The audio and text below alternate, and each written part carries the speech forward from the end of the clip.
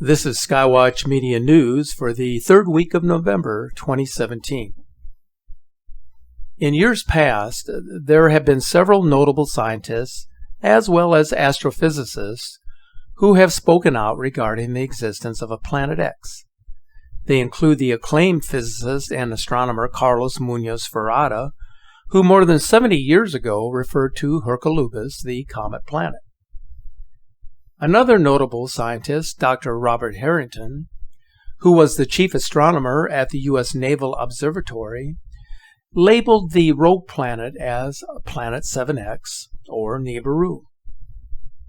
Both of these men during the 20th century determined that scientific analysis and observations concluded that Planet X is not only real, but is on a slingshot orbit through our solar system. Both were respected in the field of study, but Ferrada stood out among others because he had famously predicted a change in the trajectory of Halley's Comet back in the 1960s, before anyone knew how close it would actually come to the Sun. Since that time, a number of so-called high-level informants and astronomical investigators have come forward to state that Planet X exists, that NASA has known about its orbital path since the early 1980s, but are keeping silent for fear of worldwide pandemonium. What we know is what we are being told, and it is left to us to determine the accuracy of their admonitions. There have been some very recent developments in the quest to determine the truth about Planet X and about a binary star known as Nemesis. A television scientist by the name of Brian Cox, who is an English physicist who served as a professor in the School of Physics and Astronomy at the University of Manchester, has apparently warned the public about Planet X in a documentary episode that was produced for BBC television. In the program entitled Wonders of the Solar System, Professor Cox describes how comets brought water to Earth to create our oceans, and how these comets wiped out the dinosaurs with an extinction-level event.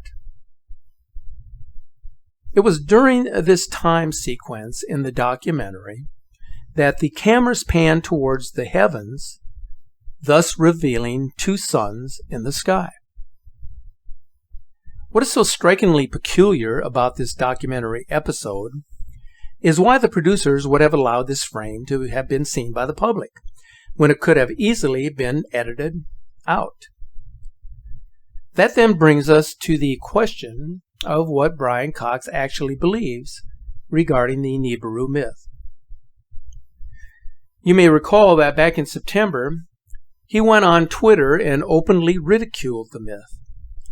And yet the thought persists that he may secretly believe it is true. So what is it with Professor Cox?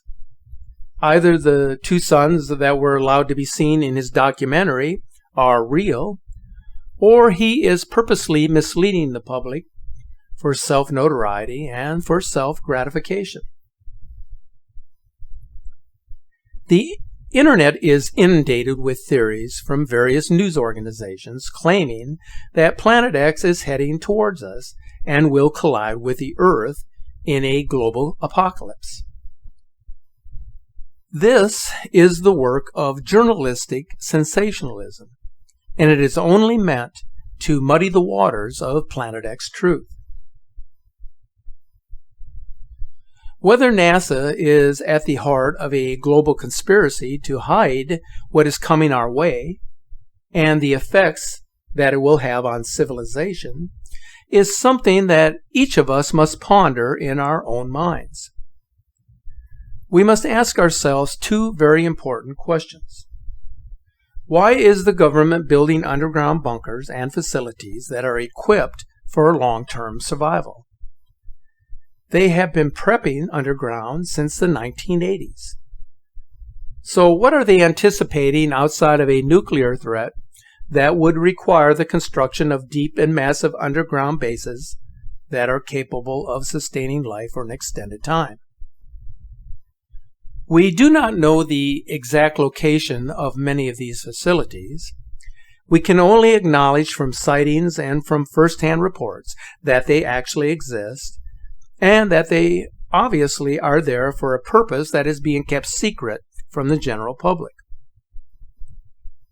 The other question that is so important, that has so many of us bewildered, is why they are spraying the skies with chemical substances that create a cobweb of misty clouds above us.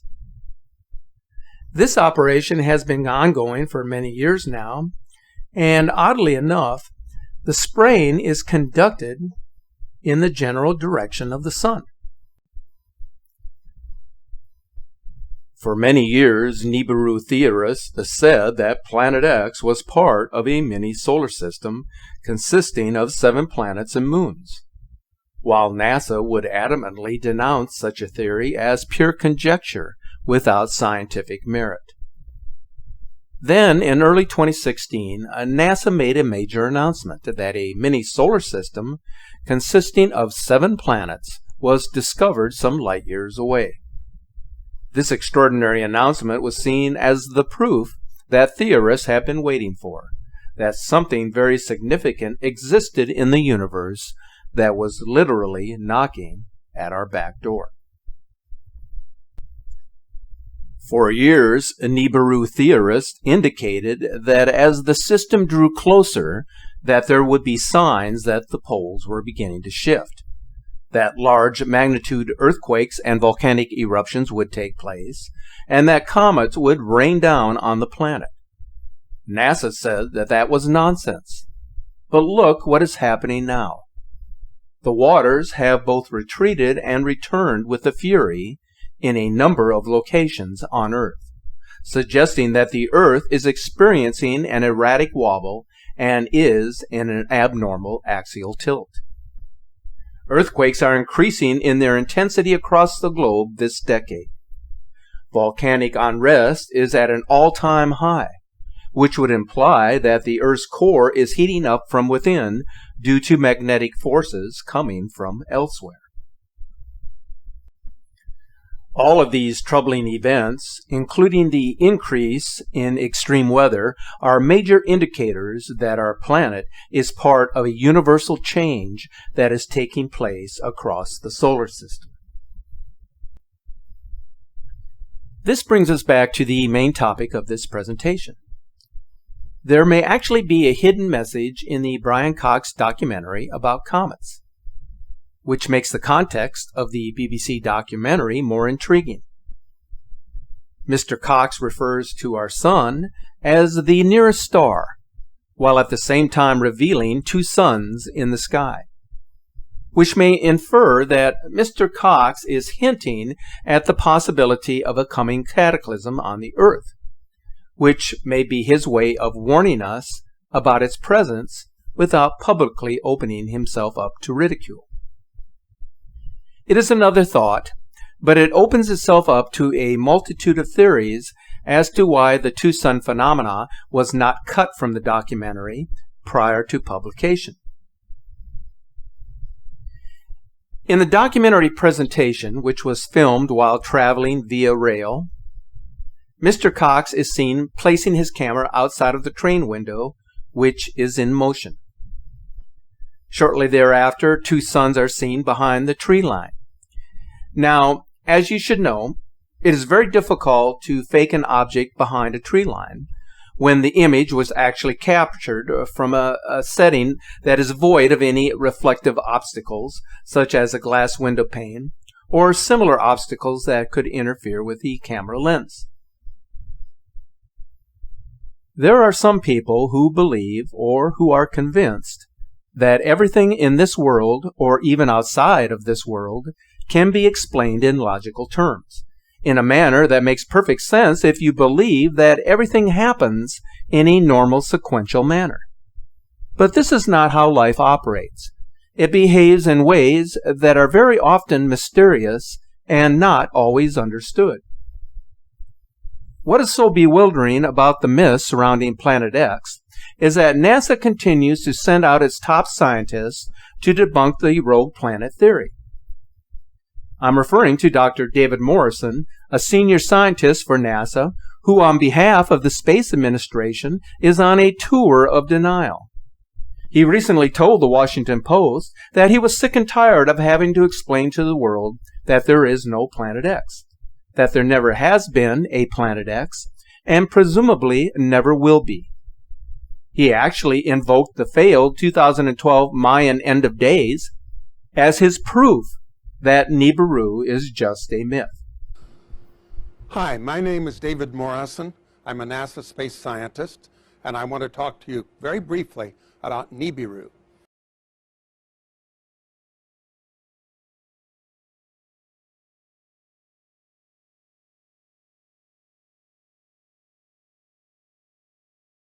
It's not real. Nibiru doesn't exist. We can't see it. We can't detect its gravity. And we don't see a signature of its previous passages because there weren't any. So please, get over it. Nibiru isn't real. Planet X isn't real. We don't have to worry about this hoax.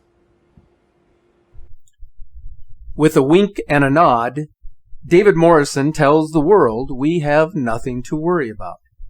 Yet according to some recent Nibiru news stories, where he describes his anger with the naivety of the general public, he indicates that he was forced into making YouTube videos to debunk the theory under orders from NASA. How convenient is this? And why should those who believe that something is out there have faith that Dr. Morrison is telling the truth about Nibiru? Should we feel sorry for him because he is tired of, in his own words, explaining an illogical idea that won't go away?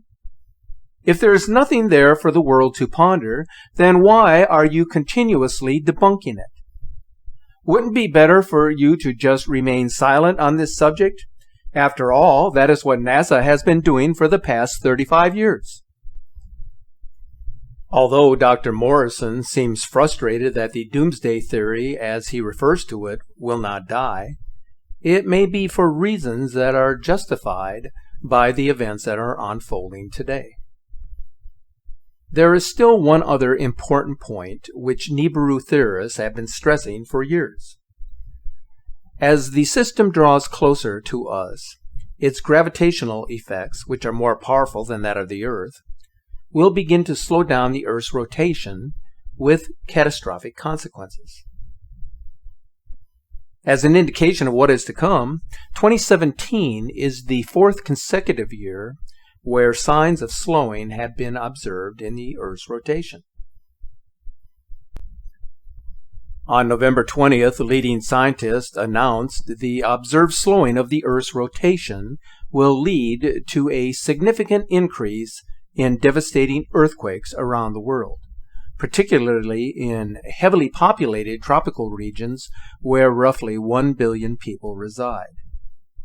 The announcement was made at the annual meeting of the Geological Society of America. Thus far in 2017, the Earth has been rocked by just 6 major earthquakes, but in 2018 that number could easily reach 20 or more, according to scientific data. Scientists remain puzzled as to whether a change in the rotation of the Earth is directly related to an uptick in earthquakes, since seismic activity is so difficult to predict. But their hypothesis suggests that the Earth's liquid outer core may have stalled, causing a disruption in its flow, which would then lead to an altered magnetic field, which then leads to a slowdown in the Earth's rotation. Could a giant rogue planet influence the Earth's core, alter the magnetic field, and slow down the Earth's rotation? Yes, it could, if its gravitational effects and magnetic influence are strong enough to create these variations, which is exactly what the scientific community doesn't want to talk about. As I have said, and as you can see, there are events on this planet that do not always happen in a normal sequential manner. There are still many things that the scientific community does not know, and for which they have no real answers. And so, my friends, as we journey through the remaining days of this year, keep in mind that our world is changing quickly. What once was is no longer as time passes. Therefore, it is imperative as stewards of this great earth to stay informed, to be mindful of your surroundings at every turn, and to keep looking to the sky.